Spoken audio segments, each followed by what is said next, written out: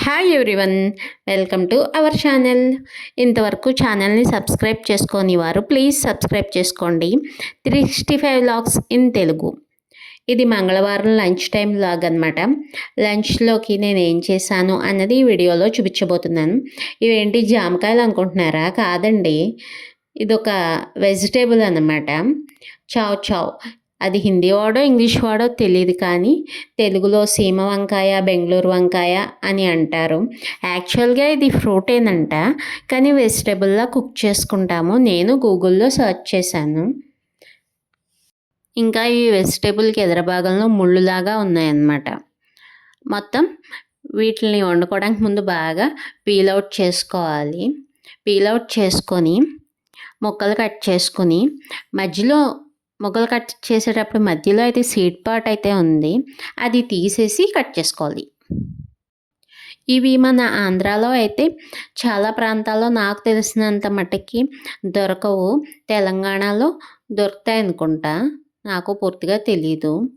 ఇంకా ఇక్కడ అస్సాంలో అయితే బాగా దొరుకుతున్నాయి. బెంగాల్లో కూడా దొరుకుతాయి. పెళ్ళైన కొత్తలో చాలాసార్లు చూశాను, కానీ ఎప్పుడు ట్రై చేయలేదు.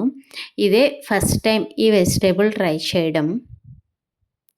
ఇవి కట్ చేశాక సేమ్ నాకైతే ఆనపకాయ ముక్కల్లా అనిపించినాయి అనమాట.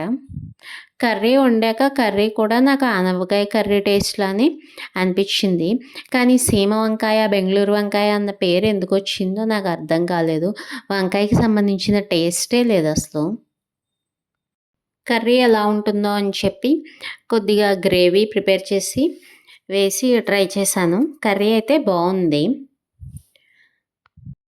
ఇక్కడైతే అస్సాంలో చాలా కొత్త రకం వెజిటేబుల్స్ చూశాను. ఆకుకూరలు కూడా చాలా రకాలే చూశాను. ఈ రకం ట్రై చేద్దామని చెప్పి ఈ వెజిటేబుల్ ఈ వారం తీసుకున్నాం అనమాట.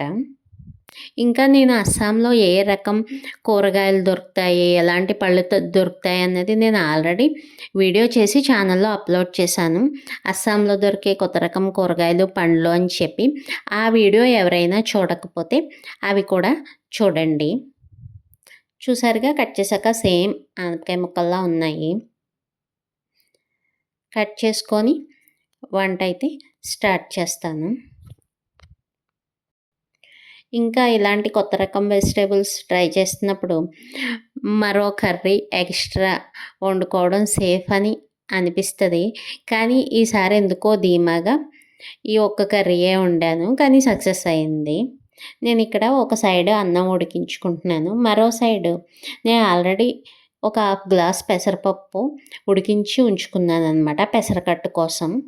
ఈ పెసరపప్పులో కొద్దిగా పసుపు, సరిపడా సాల్ట్, మన కట్టు కన్సిస్టెన్సీకి తగ్గట్టుగా వాటర్ వేసుకొని ముందు పప్పుని మెదుపుకోవాలి. వాటర్ వేసుకొని వేడి చేసుకోవాలి. పెసరకట్టు కొద్దిగా పలుచగా ఉంటేనే మా ఇంట్లో ఇష్టం అనమాట, అందుకని వాటర్ ఎక్కువే వేసుకున్నాను. కట్టు చిక్కగా కావాలంటే చిక్కగా కూడా పెట్టుకోవచ్చు. ఈ పెసరకట్టు వంటికి చలవ చేస్తుందని ప్రిపేర్ చేస్తున్నాను.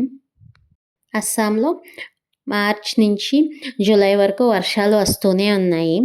తర్వాత ఎండాకాలం అంట. ఇక్కడ జూలై, ఆగస్ట్ ఎండాకాలం అంట. కొంచెం ఉడుకు ఎక్కువగానే ఉంది, అయినా మధ్య మధ్యలో వర్షాలు వస్తూనే ఉన్నాయి. ఉడుకు ఎక్కువగా ఉంది కదా అని పెసరకట్టు ప్రిపేర్ చేస్తున్నాను.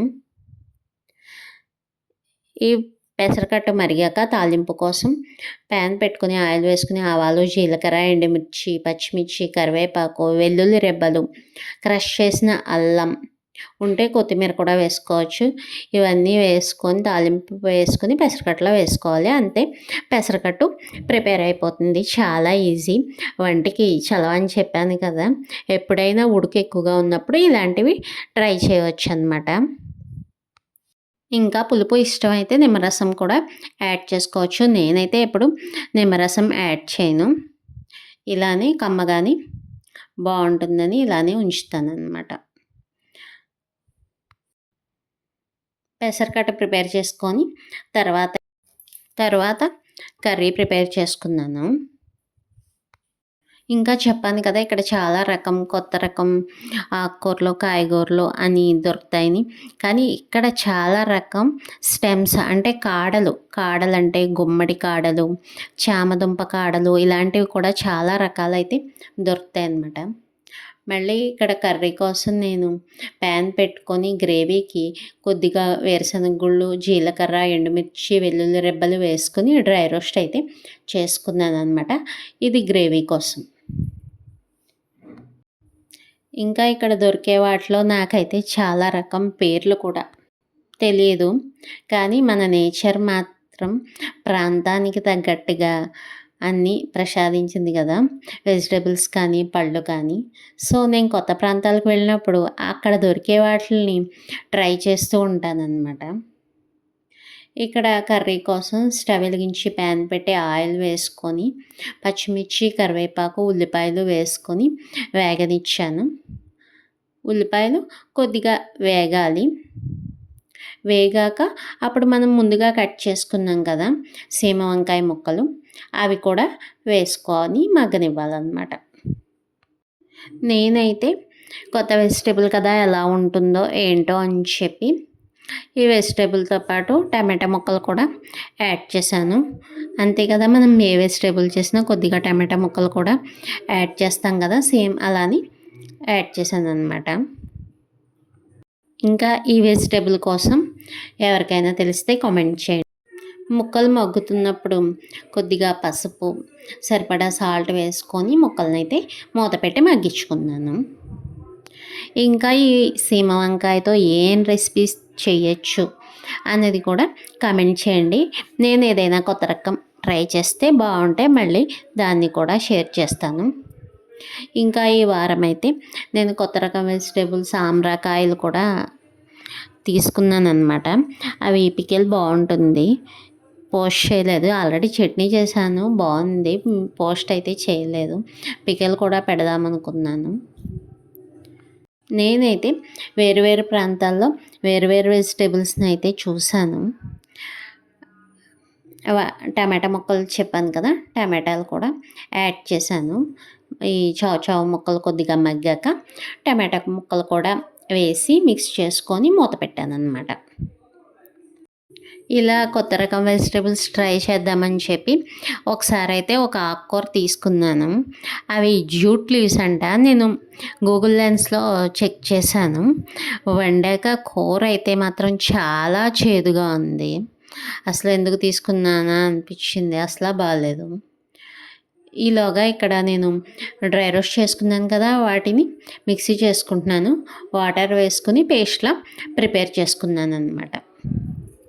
ఆ జూట్ లీవ్స్ అన్ని కర్రీ వండి మొత్తం పాడేశాను.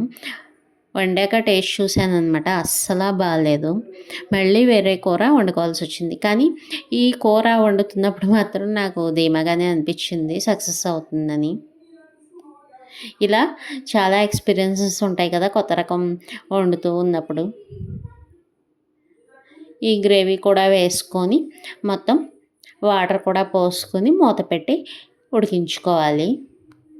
గ్రేవీ ఎక్కువ కావాలి అనుకుంటే ఇందాక ఇంగ్రీడియంట్స్లో వేరుశనగుళ్ళు ఇంకొంచెం యాడ్ చేసుకుంటే సరిపోతుందన్నమాట. నాకైతే ఈ గ్రేవీ సరిపోయింది. ఇంకా ఈ అస్సాంలో చెప్పాను కదా, ఆకుకూరలు, కాయగూరలు, కాడలు కూడా చాలా రకాలు తింటారని చెప్పి.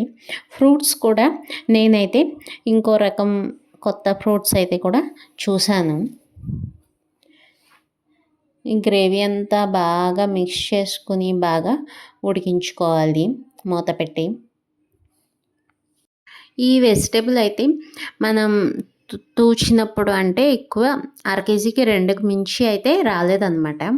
పట్టుకోవడానికి కూడా గట్టిగా అనిపించింది. కట్ చేసినప్పుడు కూడా ముక్కలు గట్టిగానే అనిపించాయి. కానీ నేను అనుకున్నాను కుక్కర్లో వండాల్సింది అని చెప్పి. కానీ ఇలా ప్యాన్లో వండినా కానీ తొందరగానే అయిపోయింది. వాటర్ చూసుకుని పోసుకొని తొందరగానే కుక్ చేసేసుకోవచ్చు అనమాట. కానీ చూడడానికి అయితే మాత్రం హార్డ్గా ఉన్నట్టుగా అనిపించింది. ఈ వ్లాగ్ నచ్చినట్లయితే లైక్ చేసి సబ్స్క్రైబ్ చేసుకోండి. Thank you.